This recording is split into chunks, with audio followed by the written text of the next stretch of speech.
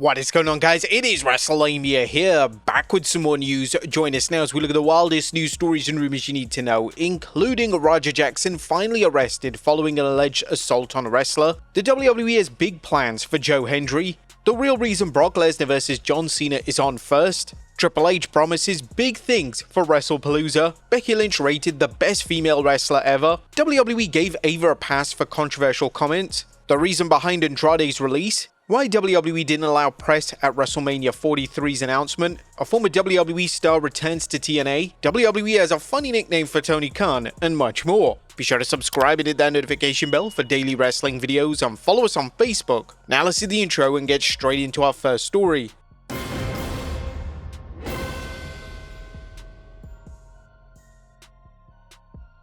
Now first story looks at Roger Jackson finally arrested following an alleged assault on a wrestler. Atop of today's news is an update regarding the ongoing case involving Roger Jackson, the son of UFC fighter Quinton Rampage Jackson and wrestler Psycho Stu, aka Stuart Smith. USA Today is reporting LA police arrested Roger Jackson, the son of UFC fighter Quinton Rampage Jackson, on September 18th in connection to an alleged attack on a professional wrestler, according to the LA County Sheriff's Department records. The alleged incident saw Roger, who had a backstage confrontation with Psycho Stu earlier, enter the ring with a storyline to kayfabe attack him. However, witnesses claim that Jackson actually physically attacked Stu, seriously injuring him. He was choking on his own blood and teeth, said Douglas Mallow, a wrestler who was involved in the ensuing melee to stop Jackson's alleged attack. Previously told USA Today, "Somebody reminded me there's kids there," and then I was like, oh my god.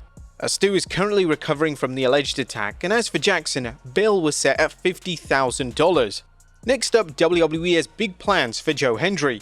Get ready for some more Joe Hendry in WWE, as Sports Illustrated's John Alba has a report on the former WWE TNA World Champion's future in WWE. Multiple WWE and TNA sources tell the Takedown and SI that Hendry is in the process of being largely phased out of TNA programming and integrated more into WWE television. The internal expectation across people in both companies is that he will be WWE bound on a full-time basis at the beginning of 2026. The 37-year-old grappler has been wrestling since 2013, but his popularity has skyrocketed. In TNA, Joe parlayed his social media fame and success of his song "I Believe in Joe Hendry" into a fan-driven moment that culminated in him winning TNA's top prize. Hendry also caught the attention of WWE officials who brought Joe to NXT and booked him at this year's Royal Rumble and Randy Orton's surprise opponent at WrestleMania 41. Now, Alba's story also notes that despite rumors to the contrary, Hendry is still under a TNA contract, with TNA President Carlos Silva reiterating this. Nonetheless, anyone who's watched the WWE's relationship with Hendry can see how much the promotion has been courting him, waiting for when his TNA deal expires, much as it did with Jordynne Grace inviting her to wrestle in NXT even when she was signed to TNA. Now that TNA and WWE are working together, expect to see more instances like this where WWE takes rising stars in TNA and prepares them for an eventual move to WWE. Next up, a WWE star expected back very soon. It's been reported on the Wrestling Observer newsletter that Gunther is expected back very soon. The Ring General dropped the World Heavyweight Championship to CM Punk at SummerSlam and was then written off WWE television. Now, if the report is accurate, fans will have to wonder whether they'll get the Brock Lesnar vs Gunther match they've been demanding for years.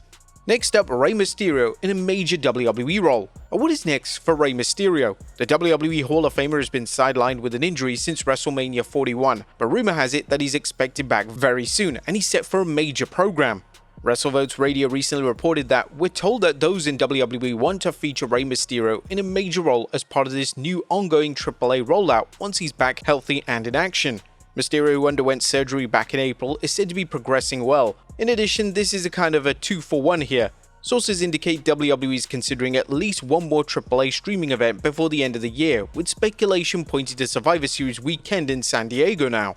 Now, whilst there's nothing in writing, WrestleVotes speculated that Rey will square off against Dominic Mysterio, who's currently the AAA Mega Champion at the event, which will be a blockbuster match. If AAA really wanted a mega show at the end of the year, that would be the way to book it. WWE deserves credit for how they've managed to maintain the father-son rivalry for over 3 years without running it into the ground. What's worked so well is that WWE has turned up the heat as needed for big matches, such as their clash at WrestleMania 39, but lowered it to a simmer as they work separate programs.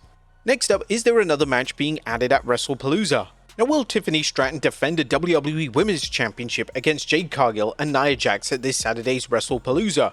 There is considerable confusion about the match's status, as WrestleVotes tweeted yesterday that asked a source about the Tiffany Stratton vs Nia Jax vs Jade Cargill matchup graphic on the official WrestlePalooza shirt in Indianapolis. They said the plan is to feature the match on the card, hence its placement.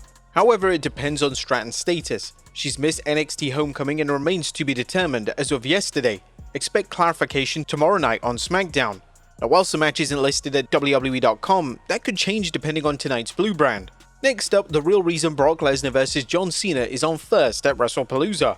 It looks like we now know why Brock Lesnar vs John Cena is going to be the opening match at WrestlePalooza. In case you missed it, Pat McAfee announced on Thursday that Lesnar vs Cena will be kicking off the PLE. As for the real reason, well, Fightful Select Sean Ross Sapp is reporting, I see that Brock Lesnar let them know he wanted to fly out of Indianapolis early. Let's hope that the Beast puts some effort into this match, as we feel he's been phoning it in ever since his return at SummerSlam. Next up, Triple H promises big things for WrestlePalooza. Now expect some big things at WrestlePalooza, as WWE Chief Content Officer Triple H told ESPN Get Up that expect spectacle, expect surprises, expect to have a lot of fun, and ESPN's gonna deliver. And expect an event larger than life. WWE has been riding a lot on this show, as it's the beginning of its PLE partnership with ESPN, and it's running directly against AEW's All Out pay-per-view, the first time AEW will air a pay-per-view on HBO Max. It's believed that AEW has a lot riding on All Out because it reportedly has a profit-sharing arrangement with Max. It's probably a good reason why Triple H is hyping this show on the levels of WrestleMania. Next up, Becky Lynch is the best female wrestler ever. Now it's time to look at a new list from Bleacher Report, where they rank the top 25 WWE women wrestlers of all time based on their in-ring ability, historical significance to pro wrestling, and its premier promotion, mainstream appeal, and championship resume. Like any list, this one is certain to stir debate for who was included, who wasn't, and where wrestlers ranked. But here's who they decided were the top 5. Sasha Banks, Rhea Ripley, Trish Stratus, Charlotte Flair, and number 1, Becky Lynch. Becky is definitely eating this all up, as now she really will think that she's the best wrestler ever. Next up, Brock Lesnar nearly went to TNA. Did you guys know that TNA Wrestling was ready to bring in the Beast Incarnate back in 2007? While you may have heard the rumor mentioned before, former TNA president Scott D'Amore is confirming this. Kurt Angle revealed this week that Brock Lesnar was in talks with TNA back in 2007. This is absolutely true. I was a producer of almost all of Kurt's early matches in TNA, and he came to me saying Brock wanted to come over. D'Amore currently owns and operates Maple Leaf Pro Wrestling went on to explain, Kurt was very excited about this, and obviously it would have been a huge, maybe trajectory-altering signing for TNA. I passed it on to Dixie Carter, who owned TNA at the time, but as you already know, it didn't happen. It's a huge what if, not just for TNA, but for Lesnar. If he came to TNA on a big contract in 2007, would he have still debuted in MMA that year? Would he have felt the need to go fight in UFC in 2008 and help usher in a legion of new fans for UFC? I suppose we'll never know. TNA went in a very different direction in 2009, with Dixie Carter bringing in Hulk Hogan and Eric Bischoff, and many former WCW and WWE talents. What do you think TNA would have been like had Lesnar signed in 2007? Next up, WWE gave Ava a pass for controversial comments. Did NXT authority figure Ava, aka Simone Johnson, The Rock's daughter, get a pass for controversial comments she made on social media? This week's Observer reported got some heat for online comments that were believed to have had to do with the shooting death of Charlie Kirk. She shared an ex-post from comedian Gianmarco Ceresi on her Instagram story, which read, "If you want people to have kind words when you pass, you should say kind things when you're alive." She then wrote herself, "And I'll stand behind this. Be kind, now more than ever." Of course, this led to backlash, and the backlash got some mainstream media coverage. One person in WWE noted to us that if it was almost anyone else, they'd be told to take that down, but nobody will tell her. Since her father is on the TKO board of directors, Ava would be virtually untouchable for anything. Next up, the reason behind Andrade's WWE release. Now, there seems to be more reasoning behind why Andrade got released by WWE.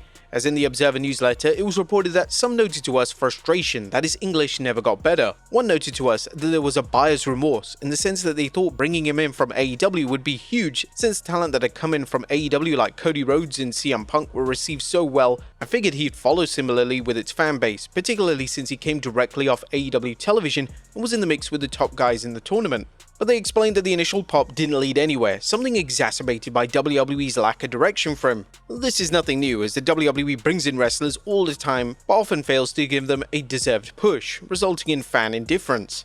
Next up, why WWE didn't allow press at WrestleMania 43's announcement. If you're wondering why press wasn't invited when WWE announced that it's bringing WrestleMania 43 to Saudi Arabia, well, according to The Observer, the decision came from the top. TKO made the decision to not only allow press to attend, but not allow fans to attend, because fans could possibly have booed the announcement, and with real press in town for the boxing match, there was a possibility of some of them coming and asking real questions. Next up, Tony Khan says AEW is committed to affordable ticket sales, as some fans have had to take out a second mortgage just to fund their WrestleMania tickets. But at least AEW President Tony Khan is keeping their ticket pricing low. In a media call for Saturday's all-out pay-per-view, he mentioned AEW's ticket pricing is designed to be very family-friendly, and has been from the very beginning. Everyone involved with AEW from the beginning will tell you that we've always wanted to maintain affordable ticket pricing for the fans, in particular to bring families and young fans to the show and make it accessible for fans of all backgrounds, of all ages. I think it's really exciting for us that we're getting really good feedback about that. WWE fans have been complaining about the promotion's ever-rising ticket prices, with the company making it clear that they plan to continue increasing prices as long as demand increases. Next up, a former WWE superstar returns to TNA. TNA fans got a blast from the past on last night's Impact, as former WWE superstar and former two-time TNA World Champion Ken Anderson, aka WWE superstar Mr. Kennedy, showed up to confront Frankie Kazarian. Kazarian was running down wrestler Steve Maclin's military service when Anderson showed up, his first appearance in TNA since 2016. Anderson looked ready to destroy Frankie when wrestler Jake Something ambushed him, but fortunately, Steve Maclin ran in for the save. There's no word yet if this appearance means the 49-year-old Anderson is planning to return to the ring, but you guys want to see him return? And finally, WWE has a very funny nickname for Tony Khan. And last but not least, did you know Tony Khan's nickname at WWE is reportedly Snowman? It was revealed in the Wrestling Observer newsletter during a story about AEW talents Tony Storm and Ricochet appearing on Ariel Helwani's show. AEW talent was not allowed on Ariel Helwani's show after Helwani called an interview with Tony Khan the worst of his career, even to the point of calling him Snowman, the WWE insider term among some for him. But I guess it's been worked out with Ricochet and Tony Storm on the show this week, leading to the head-to-head pay-per-view night. Now, if you don't know what Snowman means, it's probably best to just look it up. But there you have it, folks, the wildest news stories and rumors you need to know. Be sure to leave your comments down below, and I'll see you next time with some more wrestling content.